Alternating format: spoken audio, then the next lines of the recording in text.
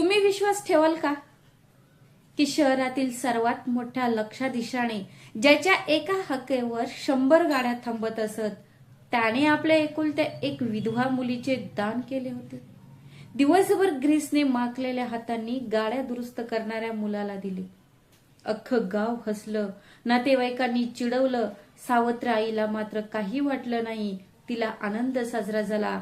पण मित्रांनो, लग्नाच्या दुसऱ्याच दिवशी सकाळी त्या घराच्या दारात जे घडलं, जे हसत होते, जे टोमणे मारत होते, त्यांचं हसू घशातच अडकून राहिलं.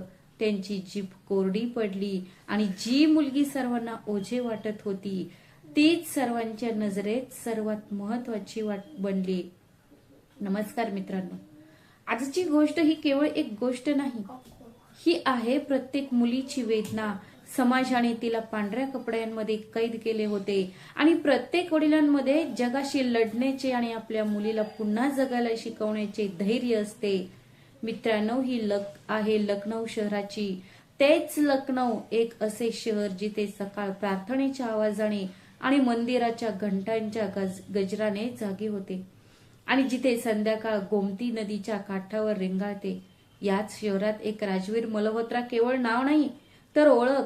शहराबाहेर 3 कारखाने, बाजारात डझनभर शोरूम्स आणि सिव्हिल लाईन्स मध्ये तर असंख्य भव्य बंगला, हळू चालणारी फिन कार आणि मग तो तिच्याकडे पाहतच निघून जायचा. बँक व्यवस्थापक त्यांच्या घरी बाहेर थांबायचे आणि वडीलधारी मंडळी, मोठे नेते त्याच्या घरी चहा पित असत. तो त्याचा अभिमान मानला. पण मित्रांनो, या सर्व झगमगत्या ऐश्वर्याच्या गर्दीत राजवीर मल्होत्राचं खरं जग फक्त एकाच खोलीत वसलेलं होतं. ती खोली दारापाशी, त्यावर लिहिले होते अनन्या. अनन्या, राजवीरची एकुलती एक मुलगी, त्याची पहिली पत्नी सुनैना हिची आठवण. मित्रांनो, जेव्हा अनन्या फक्त 7 वर्षांची होती, जेव्हा एका दीर्घ आजाराने सुनैनाला हे जग सोडून गेली, तेव्हा ती फक्त 7 वर्षांची होती. त्या रात्री हॉस्पिटलच्या बाहेर बसलेला राजवीर रडला नाही, पण त्याने आपल्या लहान मुलीला मिठीत घेतले. आपल्या मुलीला छातीशी कवटाळून तो दगडासारखा स्तब्ध झाला होता. आणि त्याच रात्री आपल्या पत्नीच्या फोटोसमोर त्याने एक वचन दिले होते, मी तुला तुझ्या आईची आठवण येऊ देणार नाही. हे माझं वचन आहे. आणि खरं सांगायचं तर मित्रांनो, राजवीरने ते वचन पाळलं. तो बोर्ड मीटिंग मधून मध्येच निघून शाळेच्या कार्यक्रमाला यायचा. रात्री कितीही थकलेला असला तरी तो आपल्या मुलीच्या पलंगाजवळ बसून तिला गोष्ट सांगायचा. जर अनन्याला ताप आला तर करोडोंचा मालक असलेला हा माणूस रात्रभर जागा राहायचा. तो ओल्या पट्ट्या बदलत असे. लोक म्हणायचे, मल्होत्रा साहेबांकडे सगळं काही आहे. आणि राजवीर हसून म्हणायचा, माझ्याकडे फक्त अनन्या आहे, बाकी सगळं काही. म्हणूनच हिशोब आहे. वेळ आपल्या गतीने पुढे सरकत राहिली. अनन्या मोठी झाली आणि अशी मोठी झाली की पाहणारे तिला बघतच राहिले. कपाळावर भयान शांतता, तिच्या जिभेवर साधेपणा आणि गोडवा होता. एवढ्या श्रीमंत घराण्याची मुलगी असूनही तिच्यात गर्वाचा लवलेशही नव्हता. जर घरातील वृद्ध स्वयंपाकी काका आजारी पडला तर अनन्या त्यांच्यासाठी काढा स्वतःच बनवायची. जर ड्रायव्हरच्या मुलीला तिची फी भरायची असेल तर ती तिच्या जवळच्या पैशातून गुपचूप ते करायची. कॉलेजमध्ये ती अर्थशास्त्रामध्ये सुवर्ण पदक मिळालं आणि ज्या दिवशी निकाल लागला त्या दिवशी राजवीरने संपूर्ण परिसरात मिठाई वाटली. जणू काही मुलगा नाही तर मुलगीच त्या वयाची झाली आहे. मग ती वेळ आली जेव्हा घरात लग्नाची सनई वाजू लागली. राजवीरने खूप विचार विनिमय आणि काळजीपूर्वक तपासणी केल्यानंतर एका नातेसंबंध शोधून काढला. दिल्लीतील एक प्रतिष्ठित व्यावसायिक कुटुंब. तो मुलगा परदेशात शिकलेला, देखणा होता आणि त्याचे संभाषण साधे होते. मित्रांनो, झालं असं की लखनौमध्ये महिन्यांपासून याची चर्चा होती. 700 पाहुणे, फुलांनी सजवलेला मंडप आणि निरोपाच्या वेळेचा तो नजारा. न्यायाधीश, रस्त्यावरचा बाप, हा तो आपल्या मुलीच्या पालखी मागे लहान मुलासारखा रडत होता. अनन्याने गाडीची खिडकी खाली करून म्हटले, बाबा रडू नका, तुमची मुलगी ती जिथे कुठे राहील तिथे ती तुमचं नाव उज्ज्वल करेल. मित्रांनो, माझी इच्छा आहे की नियतीने त्या मुलीचा आनंद आणखी काही काळ टिकू दिला असता. लग्नाच्या अवघ्या 5 महिने आधी राजवीरने फोन उचलला आणि पलीकडच्या आवाजाने त्याच्या पायाखालची जमीनच सरकली. अनन्याचा नवरा दिल्लीहून आग्राला जाणाऱ्या हायवेवर त्याचा एक भीषण कार अपघात झाला आणि तो गेला. मित्रांनो, काही बातम्या अशा असतात ज्या कानांना नाही तर थेट काळजाला भिडतात. राजवीरची अवस्था, तो त्याच राज्यात दिल्लीला गेला आणि तिथे त्याने जे पाहिलं ते आयुष्यात कोणत्याही वडिलांनी कधीही पाहू नये. त्याची हसणारी आणि खेळणारी मुलगी जमिनीवर बसली होती.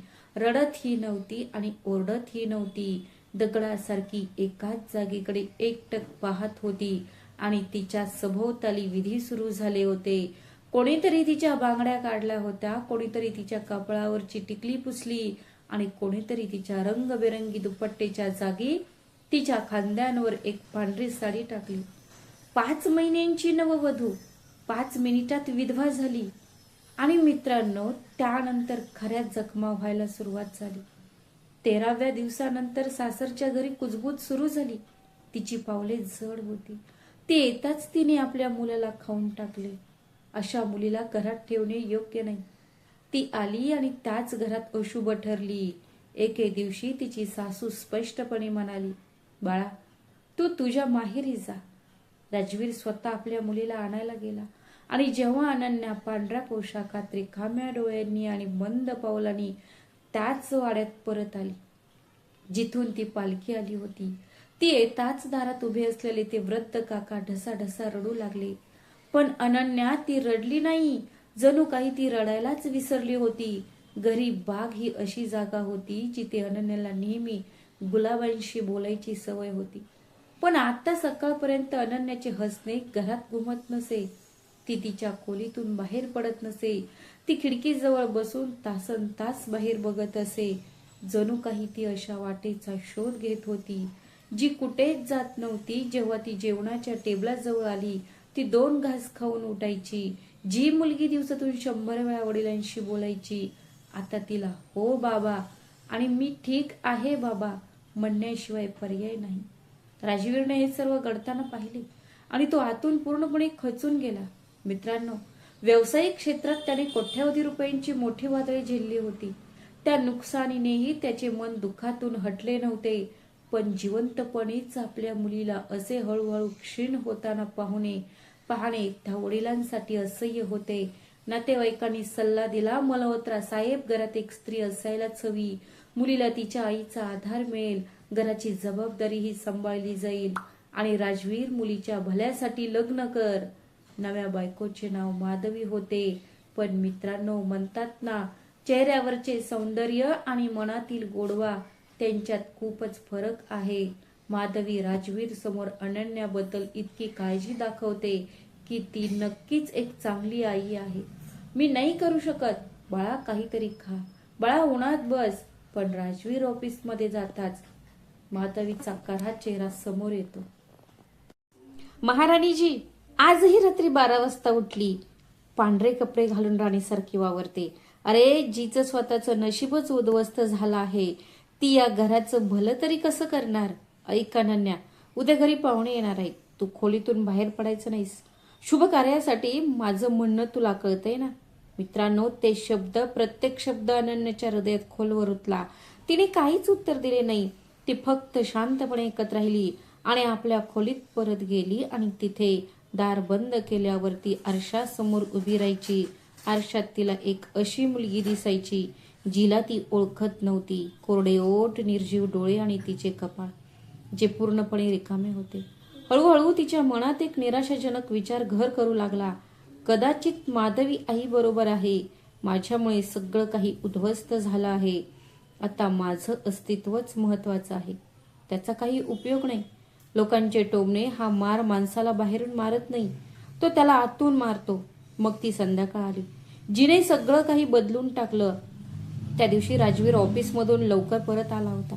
जिना तो वर चढला तेव्हा त्याने पाहिले की अनन्याच्या खोलीचा दरवाजा अर्धवट उघडा होता. आतला प्रकाश मंद होता आणि अनन्या जमिनीवर बसली होती. तिच्या मांडीवर तिची लग्नाची भेटवस्तू होती. ती एक जोडी होती, तोच लाल लेहंगा जो तिने छातीशी घट्ट धरला होता. तिच्या डोळ्यातून अश्रू वाहत होते, पण आवाज नव्हता. अजिबात आवाज नव्हता. मैत्रिणीनं, राजवीर दारातच धिजून उभा राहिला. मग तो हळूच आत गेला, आपल्या मुलीच्या शेजारी बसला आणि तिच्या डोक्यावर हात ठेवला. अनन्या बाळा. अनन्याने घाबरून आपला लेहंगा सावरला. बाबा बाबा, मी कपाट साफ करत होते. राजवीरने तिचा चेहरा आपल्या हातात घेतला. बाळा, तू तुझ्या वडिलांशी खोटं बोलणार का?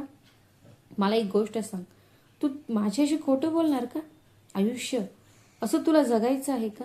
अनन्याने वडिलांच्या डोळ्यात पाहिले आणि मग तिच्या आतले सर्व अडथळे तुटून गेले. तिने वडिलांना मिठी मारली आणि उद्गारली, बाबा, माझे आयुष्य कुठे उरले आहे? वयाच्या 22व्या वर्षी लोक माझ्याकडे एखाद्या म्हाताऱ्या विधवेसारखं बघतात. मी हसले की ते माझ्याकडे एकटक बघतात. मी एखाद्या रंगबिरंगी स्कार्फला हात लावला की ते मला हिणवतात. बाबा, मी जिवंत आहे पण जगत नाहीये. मित्रांनो, राजवीर मल्होत्राला त्या रात्री झोप लागली नाही. त्याने संपूर्ण रात्र आपल्या पहिल्या पत्नी सुनैनाच्या फोटोकडे एकटक पाहत घालवली. तो तिथे उभा राहिला आणि सकाळपर्यंत त्या वडिलांनी एक निर्णय घेतला होता. एक असा निर्णय ज्याचा त्या काळात साधा विचार करणेही गुन्हा मानले जात असे. त्याने त्या फोटोकडे पाहिले. हे पाहून तो म्हणाला, सुनैना, जग म्हणतं की विधवा पुनर्विवाह करू शकत नाही, पण मी म्हणतो माझी मुलगी पुन्हा जगेल, ती पुन्हा हसेल, पुन्हा तिच्याकडे आनंद परत येईल. त्यासाठी मला संपूर्ण समाजाशी लढावं लागलं तरी चालेल. पुढच्याच आठवड्यात राजवीर गुपचूप स्थळ शोधू लागला, पण प्रत्येक दारात त्याला माणसांपेक्षा व्यापारीच जास्त आढळले. एक प्रतिष्ठित व्यावसायिक म्हणाला, बघा श्री मल्होत्रा, ही मुलगी विधवा आहे आणि हे समजण्यासारखे आहे. जर तुमचा एखादा कारखाना तुमच्या जावयाच्या नावावर हस्तांतरित झाला तर आम्ही समाजाची पर्वा करणार नाही. राजवीर उठून निघून गेला. दुसऱ्या ठिकाणी तो मुलगा म्हणाला, मी एका विधवेला दत्तक घेऊन तिच्यावर उपकार करत आहे. ती हे आयुष्यभर लक्षात ठेवेल.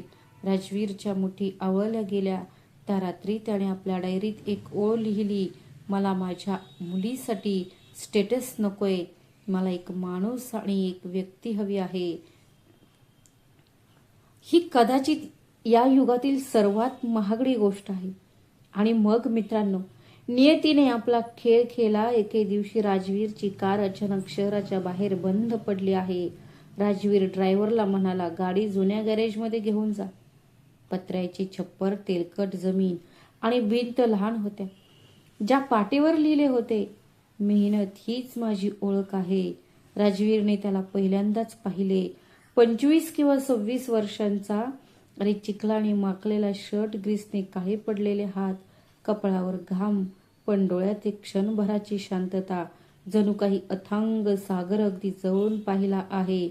आर्यन गाडी चालवत होता आणि त्यांनी अवघ्या 20 मिनिटात गाडी दुरुस्त केली. ड्रायव्हरने विचारले, किती झाले? आर्यन म्हणाला, 300 रुपये. राजवीरने खिडकीतून 5 नोटा दिल्या, बाकीचे तूच ठेव. आणि मित्रांनो, मुलाच्या उत्तराने राजवीरच्या हृदयाला स्पर्श झाला. आर्यनने नम्रपणे नोट परत केली. तो म्हणाला, सॉरी साहेब, कष्टाने कमवलेला पैसा गोड लागतो, दानाचे पैसे हात पोळवतात. 300 पुरे झाले. पाहत राहा. ज्या शहरात लोक त्याच्या हास्यापुढे नतमस्तक होत असत, तिथे एका गॅरेजवाल्याने त्याचे पैसे परत केले, आदराने, कोणताही संकोच न बाळगता. अहंकार. त्या दिवसानंतर राजवीर मुद्दामहून आपल्या गाड्या त्याच गॅरेजमध्ये पाठवू लागला आणि प्रत्येक वेळी आर्यनने सांगितलेली एखादी गोष्ट त्याच्या डोक्यात घोळत असे. एके दिवशी गॅरेजच्या बाहेर एका गरीब रिक्षा चालकाची तुटलेली रिक्षा उभी असल्याचे त्याच्या लक्षात आले. आर्यनने ती विनामूल्य दुरुस्त केली आणि त्याला चहा देखील दिला. जेव्हा रिक्षा चालक गयावया करू लागला तेव्हा आर्यनने त्याचे हात धरले. अहो काका, गयावया करू नका, तुम्ही खूप मेहनती आहात आणि मेहनती माणसे कोणापुढे झुकत नाहीत. दुसऱ्या दिवशी मुसळधार पाऊस पडत होता. राजवीर गाडी आणायला जात होता. जेव्हा तो तिथे पोहोचला तेव्हा त्याने पाहिले की आर्यन स्वतः पूर्णपणे भिजलेला एका वृद्ध महिलेच्या भाजीच्या गाडीवर ताडपत्री टाकत होता, जेणेकरून त्यांच्या भाज्या खराब होतील आणि ते पूर्णपणे भिजून जातील. तो निघून गेला, पण चेहऱ्यावर तेच निवांत हास्य ठेवून. पण मित्रांनो, राजवीरच्या अनुभवी डोळ्यांनी काहीतरी वेगळंच पाहिलं होतं. हा मुलगा आणि तो फक्त एकच भाषा बोलत होता, ती एखाद्या सुशिक्षित सधन कुटुंबातील व्यक्तीप्रमाणे सुसंस्कृत होती. अगदी महागड्या आयात केलेल्या गाड्यांची इंजिनेही तो इतक्या सहजतेने ओळखू शकत होता. जणू काही ती वर्षानुवर्ष त्यांच्याच सानिध्यात वाढली होती.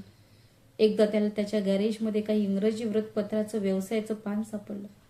त्यावर पेन्सिलने शेअर बाजाराची चिन्हे काढलेली होती. आणि एके संध्याकाळी एक चकचकीत गाडी सूट घातलेल्या त्या माणसाने आर्यनला वाकून सर म्हटली होती आणि आर्यनने त्याच्या कानात काहीतरी कुजबजून त्याला परत पाठवले होते. राजवीरच्या लक्षात आले की या मुलाच्या आत खोल काहीतरी वेगळंच दडलेलं आहे. त्याला जसं दिसतं तसं नाही, पण ते काहीही असो, त्याच्या अंतरंगात गरिमा आहे. आणि मित्रांनो, त्या संध्याकाळी घरी परतताना पहिल्यांदाच राजवीरच्या मनात तो विचार आला, ज्यामुळे त्याच्या स्वतःच्या हृदयाची धडधड वाढली. मी या माणसाचा विचार करू शकेन का अनन्यासाठी? पुढच्याच क्षणी माझ्या मनाने विचारले, राजवीर, तुझं डोकं फिरलंय का? एक करोडपती मल्होत्रा ची मुलगी आणि एका गॅरेज मेकॅनिकची? जग तुझ्यावर थुंकेल. पण हृदयाने हळूच उत्तर दिले, जगाने तुझ्या मुलीला का सोडून दिले आहे? राजवीर, तुला जावई हवा की एक माणूस? तू ठरव. आणि त्या रात्री त्या करोडपती वडिलांनी आपला निर्णय घेतला. दुसऱ्या दिवशी दुपारी राजवीर स्वतःच गॅरेजमध्ये पोहोचला. ड्रायव्हरशिवाय वाहनांचा तापही नव्हता. आर्यन एका जीपच्या इंजिनवर वाकून राजवीरकडे पाहत होता. तो आदराने उभा राहिला आणि म्हणाला, हॅलो सर, गाडीला पुन्हा काही प्रॉब्लेम आहे का? राजवीर म्हणाला, आज गाडी नाही, मी माझ्या आयुष्याची मशीन दुरुस्त करायला आलो आहे. बाळा, तू माझ्याशी एकांतात बोलशील का? थोड्या वेळाने ते दोघे गॅरेजच्या मागे एका कडुलिंबाच्या झाडाखाली बसले होते. 2 कप चहाच्या मध्यात काही वेळ शांतता पसरली. राजवीर आर्यनच्या डोळ्यात थेट बघून म्हटले, मुला, मला एक मुलगी आहे, अनन्या. ती 22 वर्षांची आहे आणि विधवा आहे. लग्नानंतर 5 महिन्यांनी तिचा नवरा तिला सोडून गेला. तेव्हापासून माझी मुलगी जणू एक जिवंत प्रेतच झाली आहे. तिने दुसरं लग्न करावं अशी माझी इच्छा आहे आणि तिने तुझ्याशीच लग्न करावं अशी माझी इच्छा आहे. मित्रांनो, आर्यनच्या हातातून कुल्हड जवळजवळ खालीच पडली होती. तो काही क्षण राजवीरकडे पाहतच राहिला. मग तो म्हणाला, साहेब, तुम्ही शुद्धीवर या. मी कोण आहे हे तुम्हाला माहित आहे का? एक साधा माणूस जो गॅरेज चालवतो.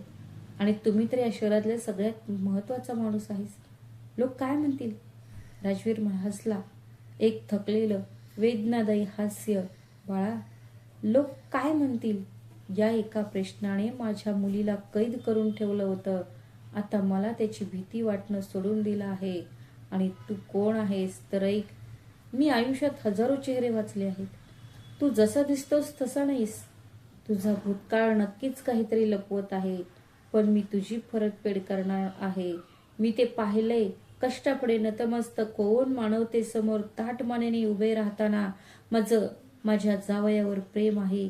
आर्यन बराच वेळ जमिनीकडे एकटक पाहत राहिला. मग त्याने एक दीर्घ श्वास घेतला आणि हळू आवाजात म्हणाला, साहेब, तुमचं बरोबर आहे. माझं आयुष्य सोपं नव्हतं. मी सध्या नक्की कोण आहे हे मी पूर्णपणे सांगू शकत नाही. मी फक्त एवढंच सांगेन की मी खूप श्रीमंत कुटुंबातून आलो आहे. नात्यांना पैशाच्या आधारावर महत्त्व दिले जात होते.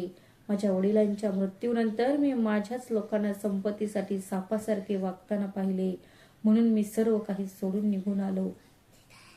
माझं नाव, माझी ओळख, सगळं काही मागे सोडून. जेव्हा माझ्याकडे काहीच नसेल तेव्हा जग माझ्याशी कसं वागेल हे मला पाहायचं होतं. माणसाला समजतं आणि कोण फक्त खिशाकडे बघतं. मग आर्यनने नजर वर केली. पण साहेब, एक गोष्ट पक्की आहे, मी कधीही खोटं बोलणार नाही. जर हे नातं जुळलंच तर योग्य वेळी तीच सर्वात आधी माझी खरी ओळख उघड करेल. आणि दुसरं म्हणजे मी तिच्याशी दयेपोटी लग्न करत नाहीये. जर मी केलंच तर मी ते पूर्ण आदराने करेन, एक विधवा म्हणून नाही तर अनन्या म्हणून. मित्रांनो, त्या क्षणी राजवीर मल्होत्राच्या डोळ्यात पाणी आले. कित्येक वर्षानंतर त्याला एक माणूस भेटला होता. पण मित्रांनो, सर्वात कठीण दार अजून उघडायचे होते, अनन्याचे हृदय. त्या संध्याकाळी राजवीर खोलीत गेला आणि अगदी प्रेमाने बोलायला लागला.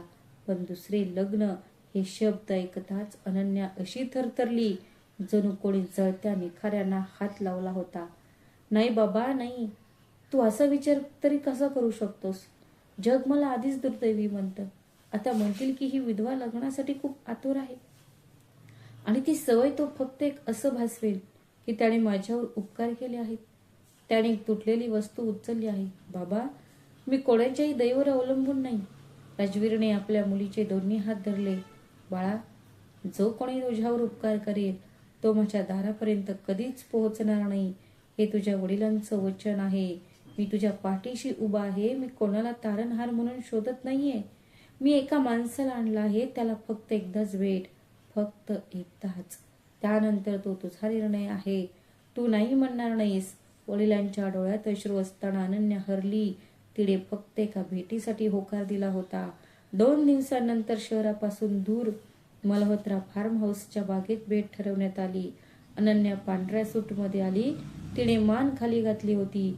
हात थंडगार पडले होते आणि तिचे हृदय धडधडत होते. आर्यन समोर बसला होता, साधा कुर्ता घालून, आणि त्याचे डोळे निर्मळ होते. बराच वेळ कोणी काही बोलले नाही. बागेत फक्त पक्ष्यांचा किलबिलाट ऐकू येत होता. मग आर्यन स्वतःच म्हणाला, तू बहुतेक तुझ्या वडिलांना खुश करायला इथे आली असशील, नाही का? अनन्याने हलकेच मान डोलावली. आर्यन प्रसन्नपणे हसला. हे चांगलं आहे. निदान तू तरी खोटं बोलत नाही. माझंही तसंच आहे. मी सत्य सांगेन. अनन्याजी, मला बिचारी हा शब्द अजिबात आवडत नाही. मी इथे एका व्यक्तीला भेटायला आलो आहे जिच्याबद्दल तिचे वडील सांगतात की ती एकेकाळी संपूर्ण घराचा अभिमान होती. पहिल्यांदाच अनन्याने त्याच्याकडे वर पाहिले आणि मित्रांनो, जे तिला इतर प्रत्येकाच्या डोळ्यात दिसत होते ते तिला त्याच्या डोळ्यात दिसले नाही. तिथे एक ओढ होती, तिथे आदर होता. अनन्याने थरथरत्या आवाजात विचारले, तुम्हाला माहित आहे मी विधवा आहे. समाज मला अशुभ मानतो. तुम्हाला भीती वाटत नाही का? आर्यनने अगदी शांत आवाजात उत्तर दिले, भीती? अनन्याजी, जगात कोणीही अशुभ नसतं. अशुभ ते विचार असतात जे एखाद्या जिवंत व्यक्तीने शोधून काढले आहेत. मला थोडं अवघडल्यासारखं वाटलं हो. तिला माहित आहे तुमचे पती वारले आहेत. हे तुमचे दुःख आहे, तुमचा गुन्हा नाही. आणि समाजाबद्दल बोलायचं झालं तर तो समाज जो 22 वर्षांच्या मुलीला जगण्याचा हक्क देत नाही, मला त्या समाजाची पर्वा करण्यात काहीही रस नाही. मित्रांनो, अनन्याच्या आत बर्फासारख्या गोठलेल्या वेदनेवर ते शब्द म्हणजे जणू उबदार हवेचे किरणच होते. काहीतरी अगदी हळूहळू वितळू लागलं.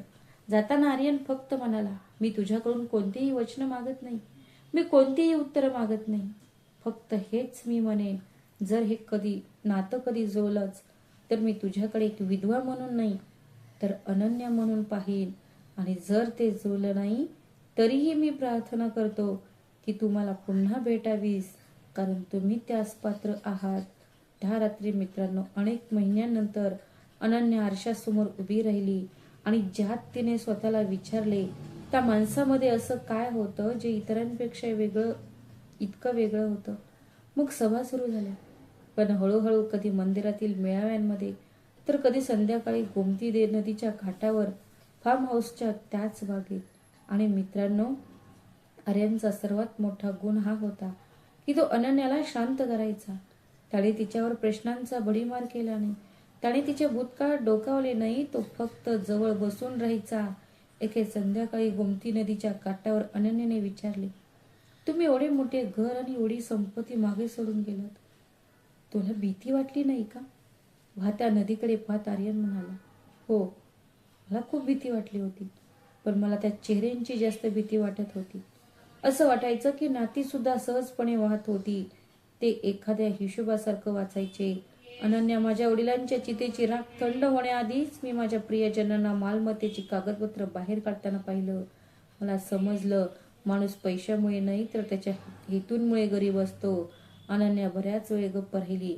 मग ती हळूच म्हणाली, तू सुद्धा खचलेला आहेस. मला वाटतं आर्यन. तो हसला. हो, कदाचित म्हणूनच तू काहीही न बोलता मला तुझं दुःख समजतं. फक्त स्वतः दुखावलेल्या लोकांनाच दुसऱ्या दुखावलेल्या व्यक्तीला कसं सांभाळावं हे माहीत असतं. मित्रांनो, लक्षात घ्या, त्या दिवशी पहिल्यांदाच आर्यन तुम्ही म्हणाला आणि अनन्याने त्याला मध्येच थांबवले. नाही, एके दिवशी अनन्याने तिची सर्वात मोठी भीती व्यक्त केली. आर्यन, मी कधीच पूर्णपणे बरी झाले नाहीत तर माझ्या आतला हा अंधार. आर्यनने पहिल्यांदाच अगदी हळुवारपणे तिच्या तळहातावर हात ठेवला आणि म्हणाला, म्हणून मी अंधारात तुझ्या शेजारी बसेन. ऐक अनन्या, जखम बरणं हा काही एका दिवसाचा सोहळा नसतो. काही जखमा कायम राहतात. पण आयुष्य म्हणजे फक्त व्रण नव्हे. जर तू योग्य हात धरला असशील. म्हणूनच माणूस तुटलेल्या भागांसोबतही हसायला शिकतो. आणि मित्रांनो, त्या संध्याकाळी महिन्यानंतर अनन्याच्या ओठांवर एक हलकंसं खरं हसू उमटलं. सूर्य मावळत होता. गोमतीचे पाणी सोनेरी झाले होते आणि एका भग्न मुलीच्या आत जीवनाचा पहिला किरण उतरला. त्या रात्री घरी परतल्यावर अनन्या थेट तिच्या वडिलांकडे गेली. राजवीर वर्तमानपत्र वाचत होते. अनन्या हळू आवाजात म्हणाली, बाबा, तुम्हाला तसं वाटत असेल तर तो चांगला माणूस आहे. तर तर मी या नात्यासाठी तयार आहे. राजवीरने हातातून वर्तमानपत्र खाली टाकले. त्या करोडपती वडिलांनी त्यांच्या मुलीच्या वर्षानुवर्ष दाबून ठेवलेला दुःखाचा भार अश्रूंनी धुवून गेला. वर बघून तो स्वतःशीच म्हणाला, सुनैना, तू हे बघते आहेस का? मित्रांनो, लक्षाधीश राजवीर मल्होत्रा आपल्या विधवा मुलीचे लग्न एका गॅरेज मालकाशी लावत असल्याची बातमी पसरताच लखनौमध्ये लोकांमध्ये खळबळ उडाली. नातेवाईकांकडून फोन येऊ लागले, दादा, तुझं डोकं फिरलंय का? तू घराण्याची बदनामी करीन. क्लबमधले लोक कुजबुजू लागले, तो पुन्हा त्याच नादात आपल्या विधवा मुलीला एका गॅरेज मेकॅनिकशी बांधून ठेवतोय. आणि घरात जणू काही माधवीला लॉटरीच लागली होती. आणि त्यात भर म्हणजे तो बिचारा बांजी. दुर्दैवाने हेच अनन्याच्या नशिबात लिहिलं होतं. पण आतून ती आनंदाने उचंबळून येत होती. ती फोनवर तिच्या बहिणीला सांगत होती, विधवा ती होती, आता ती गॅरेज मालकाच्या घरी भांडी घासायला जाईल. आणि ऐक, जेव्हा हा म्हातारा जाईल तेव्हा या सगळ्या मालमत्तेची मी एकटीच मालक असेल. तो दुर्दैवी माणूस आता मेकॅनिक झाला आहे. ती त्याची बायको आहे. तिला काय अधिकार आहे? पण राजवीर, तो दगडासारखा उभा राहिला. एका नातेवाईकाने टोमणा मारला, मल्होत्रा साहेब, समाजात मिरवायला तुम्हाला तोंडच उरलेलं नाही. राजवीर शांत आवाजात म्हणाला, ज्या समाजाने माझ्या 22 वर्षांच्या मुलीला जिवंत प्रेत बनवले, मला त्या जागेला सामोरे जावेच लागेल. मला दिखावा करण्यात रस नाही. मी माझ्या मुलीसाठी एका व्यक्तीची निवड केली, प्रतिष्ठेची नाही. आणि एके दिवशी याच समाजाने माझ्या निर्णयाचे कौतुक करेल. हे लिहून घ्या. लग्न अगदी साधे होते. ना बँड, ना 700 पाहुणे, ना कोणताही दिखावा. घरातील देवघराच्या अंगणात हवनाची पवित्र अग्नी, काही जवळचे मित्र आणि वचनांच्या 7 फेऱ्या. अनन्याने फिक्कट गुलाबी रंगाचा पोशाख घातला होता. तिने कित्येक महिन्यांपासून कोणताही रंग घातला नव्हता आणि त्या रंगात ती एखाद्या कोमेजून वळवळणाऱ्या फुलासारखी दिसत होती. फेऱ्यांदरम्यान त्यांचं हृदय थरथरत होतं. जुन्या आठवणी दारावर दस्तक देत आहेत. सुरुवात केली, पण जसा तो आर्यनकडे पाहिले, कोणतीही अस्वस्थता नव्हती, कोणतीही घाई नव्हती. फक्त एक शांत गाढ विश्वास. आणि त्याच विश्वासाने त्याला सावरले होते. निरोपाच्या वेळी राजवीरने आपल्या मुलीचा हात आर्यनच्या हातात ठेवला आणि गदगदलेल्या आवाजात म्हणाला, बाळा, मी तुला संपत्ती देत नाहीये, मी तुला माझा जीव देत आहे. त्याला कधीही सोडू नकोस. आर्यनने राजवीरच्या पायांना स्पर्श केला आणि म्हणाला, बाबा, आजपासून तिच्या प्रत्येक हास्याची जबाबदारी माझी आहे आणि तिचा प्रत्येक अश्रू माझं ऋण असेल. रात्र झाली होती. आर्यनच्या छोटा पण सुबक घर खोलीत मंद प्रकाश होता आणि अनन्या पलंगाच्या कडेवर बसून आपल्या मेहंदी लावलेल्या हातळ हातांकडे एकटक पाहत होती. तिच्या हृदयात जणू 100 वादळे उसळत होती. तेवढ्यात आर्यन खोलीत आला. तो आला आणि मित्रांनो, त्याने जे केलं ते पाहून तुमचं मन भरून येईल. तो अनन्याच्या जवळ गेला नाही. तो तिच्या समोर जमिनीवर पसरलेल्या चटेवर बसला. तो म्हणाला, अनन्या, मला माहित आहे की आजची रात्र तुझ्यासाठी सोपी नाही. म्हणून पहिली गोष्ट म्हणजे मला काही घाई नाही. नाती काळजीपूर्वक बनवले जातात, पण विश्वास काळासोबत निर्माण होतो. मी वाट पाहिल, कितीही वेळ लागला तरी चालेल. ही खोली, हे घर आजपासून तुझं आहे आणि मी आधी तुझा मित्र, नंतर तुझा नवरा. अनन्याच्या डोळ्यात पाणी आलं. आयुष्यात पहिल्यांदाच तिने इतक्या मोठ्या मनाचा माणूस पाहिला होता. मग आर्यनने एक दीर्घ श्वास घेतला. आणि दुसरी गोष्ट, जी मी तुझ्या वडिलांना वचन दिली होती, आज फेऱ्यानंतर आता बुरखा नसेल. माझं नाव आर्यन रघुवंशी आहे. मुंबईचा रघुवंशी ग्रुप देशातील सर्वात मोठ्या उद्योग समूहांपैकी एक हा माझ्या वडिलांनी दिवंगत देवराज रघुवंशी यांनी स्थापन केलेला एक मोठा उद्योग समूह आहे आणि त्यांचा एकुलते एक वारस मीच आहे. माझ्या वडिलांच्या मृत्यूनंतर माझ्या काकांनी आणि नातेवाईकांनी मालमत्तेसाठी जो नीच खेळ खेळला त्याने मला पूर्णपणे मोडून काढले. मी सर्व काही सोडून बाहेर आलो आणि लखनौमध्ये गॅरेज उघडून एका सामान्य माणसाची जीवन जगून पाहिजे होते. जग आर्यन रघुवंशी हे नाव ओळखते, त्याशिवाय तिला फक्त आर्यन बद्दल काय करणार. हे गॅरेज माझी सक्ती नव्हती, तो माझा निर्णय होता आणि तुझ्याशी लग्न करणं हा माझ्या आयुष्यातला सर्वात खरा निर्णय आहे. आणि तुझ्याशी लग्न करणं हा माझ्या आयुष्यातला सर्वात खरा निर्णय आहे. माझी इच्छा होती की तू मला आधी पाहावंस, माझ्या नावाने नाही. मित्र. एका क्षणासाठी अनन्याला धक्का बसला, पण पुढच्याच क्षणी त्याने म्हटलेलं सगळं तिला आठवलं. पैसे परत करणं, पावसात चिंब भिजणं, दयेऐवजी आदर. ती चटई पण तो तिथे शांतपणे बसला होता आणि तिला समजले ही फसवणूक नव्हती, ही तर फक्त योग्य क्षणाची वाट पाहणे होते. तिच्या डोळ्यात पाणी तरळले आणि तिने तिच्या थरथरणाऱ्या आवाजामध्ये सहजपणे ती एवढंच म्हणाली, कदाचित म्हणूनच मी तुझ्यावर विश्वास ठेवू शकले आर्यन, कारण तू मला कधीच विधवा अनन्या म्हणून पाहिलं नाहीस. त्या रात्री बराच वेळ दोन भग्न माणसे शब्दाने एकमेकांच्या जखमा भरून काढत आणि खिडकीबाहेर चंद्र हसत होता. आणि मग मित्रांनो, ती सकाळच्या सकाळमुळे संपूर्ण कहाणी स्मरणात राहील. सकाळचे साधारण 9 वाजले होते. माधवी बाल्कनीत चहा पीत ती फोनवर बहिणीशी हसत खेळत गप्पा मारत होती. अगं, मी तुला सांगितलं होतं तिला उद्या मेकॅनिकच्या घरी पाठवून दे. दया कर. आता बघ, एका आठवड्यात खूप मेहनतीनंतर ती राणीवरून दासी बनेल. तिचं बोलणं पूर्णही झालं नव्हतं, तेवढ्यात रस्त्याच्या कोपऱ्यावरून गाड्यांचा आवाज आला. 1, 2, 5, 10. मित्रांनो, एकामागून एक 11 चकचकीत काळ्या आलिशान गाड्यांचा ताफा मल्होत्रा हाऊस समोर येऊन थांबला. त्यांच्या मागे काळ्या रंगाची सुरक्षा वाहने येत होती. सूट घातलेले अंगरक्षकाने गाड्यावरचा तो सोनेरी लोगो, आरजी रघुवंशी ग्रुप. माधवीच्या हातातून चहाचा कप खाली पडला. संपूर्ण परिसर हेरला गेला होता. खिडक्या ओढून उघडल्या. काल लग्नाची टिंगल करणारे तेच शेजारी, तेच नातेवाईक धावत बाहेर आले. प्रत्येकाच्या ओठांवर एकच प्रश्न होता, हा कोणाचा ताफा आहे? अंगरक्षकाने पुढच्या गाडीचा दरवाजा उघडला आणि त्यातून बाहेर पडलेल्या व्यक्तीला पाहून सर्वजण थक्क झाले. एक स्वच्छ काळा सूट, हातातलं महागडं घड्याळ आणि चेहऱ्यावर तोच शांत संयमी भाव. तोच होता कालच्या गॅरेज मधला तो आर्यन. आणि अनन्या त्याच्यापर्यंत अगदी सहजपणे पोहोचली. गुलाबी साडी नेसलेली, कपाळावर टिकली, भांगात कुंकू आणि कित्येक वर्षानंतर चेहऱ्यावर परत आलेली चमक. हे वाचल्यावर रघुवंशी ग्रुपच्या एका वरिष्ठ अधिकाऱ्याने जाहीर केले, हे आहेत श्री आर्यन रघुवंशी, रघुवंशी ग्रुप ऑफ इंडस्ट्रीचे अध्यक्ष आणि एकमेव वारस. आणि या आहेत आमच्या मालकीन श्रीमती अनन्या आर्यन रघुवंशी.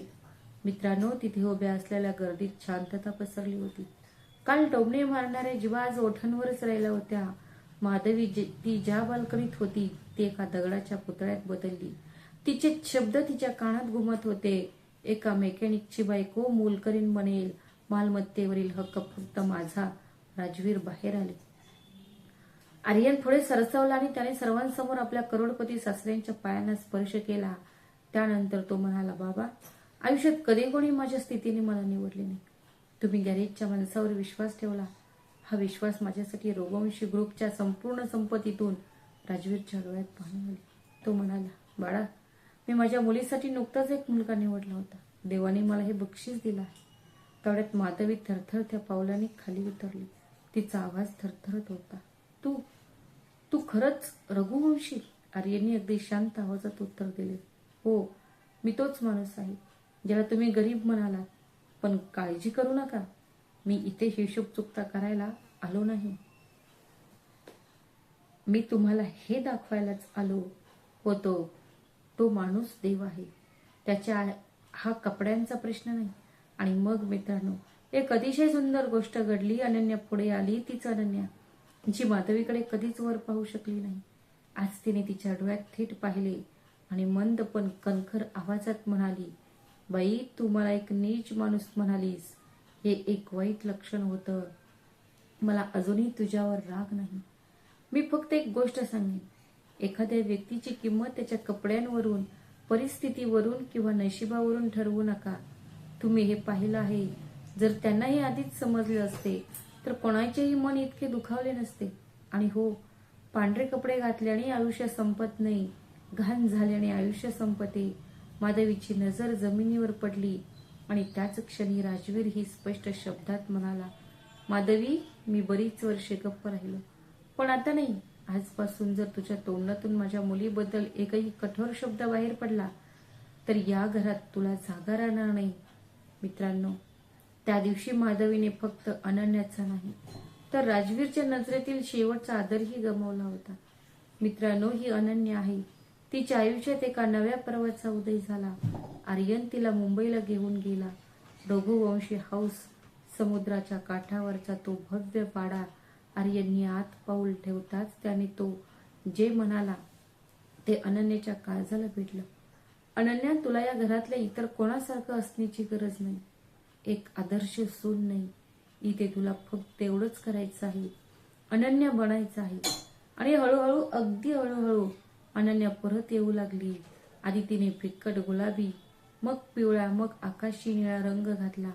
मग एके दिवशी गडद लाल आरशासमोर उभी राहून ती स्वतःला नव्या रंगांमध्ये पाहायची आणि तिचे डोळे पाण्याने भरून यायचे. आर्यन मागून येऊन म्हणायचा, मला माहित आहे हो, लाल रंग फक्त तुझ्यासाठीच बनला आहे. आणि अनन्या लाजून चेहरा दुसरीकडे वळवायची. मित्रांनो, जी मुलगी लाजायला विसरली होती ती आता लाजायला लागली होती. आर्यनने तिला कधीच दूर लोटलं नाही. मी फक्त त्याच्यासाठीच एक सुरक्षित जग निर्माण केलं. एका पावसाळी संध्याकाळी ते दोघे बाल्कनीत उभे होते. अनन्याने हात बाहेर काढले, थेंबांना स्पर्श केला आणि अचानक मोठ्याने खळखळून हसू लागले. आर्यन फक्त तिच्याकडे बघत राहिला. अनन्याने विचारले, काय बघतोयस? तो हळू आवाजात म्हणाला, ते जे मला फक्त आपल्या पहिल्या भेटीत जाणवलं होतं ते मी आज पाहिलं. तुझं हसणं. आणि त्या संध्याकाळी अनन्याने स्वतःला पहिल्यांदाच आर्यनच्या खांद्यावर डोके टेकवले. मित्रांनो, काही नाती बदलली आहेत. हे असं नको. असे क्षणच परिपूर्ण असतात. आर्यनने त्याला व्यवसायात ही मदत केली आहे. सुवर्ण पदक विजेती अनन्या संचालक मंडळाच्या बैठकांना उपस्थित राहू लागली. जे हात एकेकाळी थरथरत होते ते आता फाईल्सवर सह्या करत आहेत. आणि सर्वात महत्वाचं म्हणजे मित्रांनो, अनन्याने स्वतःला दोष देणं थांबवलं. तिच्या लक्षात आलं की नवऱ्याचं जाणं हा तिचा दोष नव्हता. विधवा असणं हा काही गुन्हा नव्हता. तसं नव्हतं. आणि दुसरं लग्न ही काही दयेची गोष्ट नव्हती. तो तिचा हक्क होता. काही महिन्यानंतर जेव्हा ती माहेरी परत आली तेव्हा दारात उभे असलेल्या राजवीरने आपल्या मुलीला पाहिलं. लाल साडी, किणकिणणाऱ्या बांगड्या, चमकणारे डोळे. आणि ते वृद्ध वडील दारातच ढसाढसा रडू लागले. बाळा, आता बरं वाटतंय का? अनन्याने वडिलांना मिठी मारत म्हणाली, बाबा, आता पहिल्यांदा मला जाणवतंय की मी खऱ्या अर्थाने जिवंत आहे. राजवीरने आकाशाकडे पाहिले. जणू काही तो सुनयनाला म्हणत होता, बघ आपली मुलगी. मी जिंकलो. मित्रांनो, पण या कथेतील सर्वात सुंदर वळण अजून यायचे होते. एका वर्षानंतर लखनौमध्ये एक मोठा सामाजिक कार्यक्रम पार पडला. नवी सकाळ. विधवा स्त्रियांच्या सन्मानावर आणि पुनर्विवाहावर सभागृहात शेकडो स्त्रिया बसल्या होत्या. काही पांढऱ्या वस्त्रात, काहींच्या डोळ्यात ही तीच पोकळी होती ज्या एकेकाळी तो अनन्याच्या नजरेत होता. मग प्रमुख पाहुण्या म्हणून श्रीमती अनन्या रघुवंशी मंचावर आल्या. हातात माईक घेऊन ती क्षणभर थांबली. जणू तिचा संपूर्ण भूतकाळ तिच्या डोळ्यासमोर उभा राहिला. मग ती बोलू लागली, माझं नाव अनन्या आहे आणि 2 वर्षांपूर्वी मी सुद्धा हेच पांढरे कपडे घातले होते. लोक मला दुर्दैवी म्हणायचे, ओझं, जिवंत प्रेत. पण मित्रांनो, स्त्रीचं आयुष्य तिच्या भांगेतील कुंकवापेक्षा खूप मोठं असतं.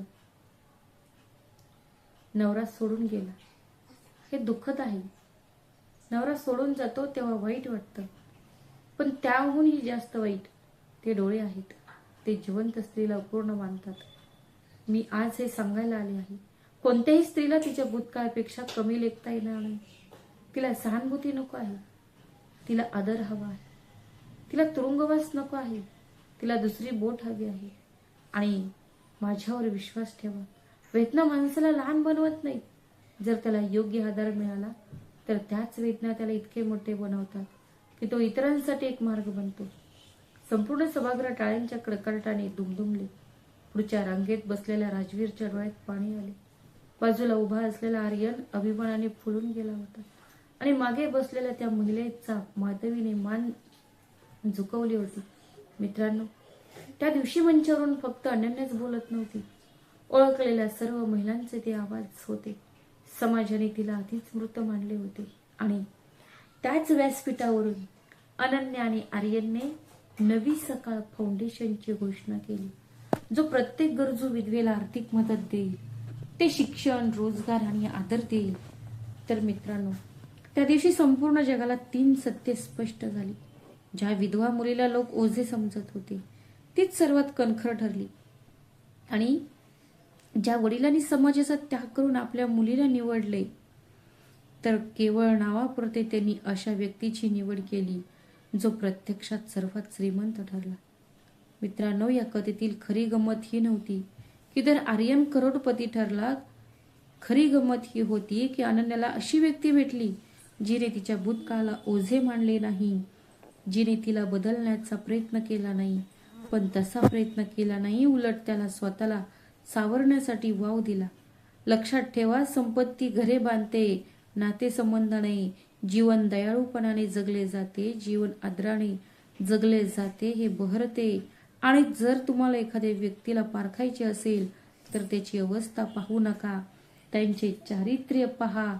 तर मित्रांनो, जर तुम्ही राजवीर मल्होत्रा यांच्या जागी असता तर तुम्ही समाजावरचा विश्वास गमावून तुमच्या विधवा मुलीचे पुनर्विवाह लावून दिले असते का? आणि जर तुम्ही तसे केले असेल तर तुम्ही अनन्याच्या जागी असता तर तुम्ही आयुष्याला दुसरी संधी दिली असती का? तुमचे उत्तर कमेंट्समध्ये हो किंवा नाही नक्की लिहा. मित्रांनो, जर ही गोष्ट तुमच्या हृदयाला भिडली असेल तर कृपया नक्की कमेंट करा. तर व्हिडिओला लाईक करा, तुमच्या मित्र आणि कुटुंबियांसोबत शेअर करा, जेणेकरून हा संदेश अशा प्रत्येक घरापर्यंत पोहोचेल. भेटूया अशाच आणखी एका नवीन कथेत. तोपर्यंत स्वतःची आणि तुमच्या प्रियजनांची काळजी घ्या. श्री स्वामी समर्थ. धन्यवाद.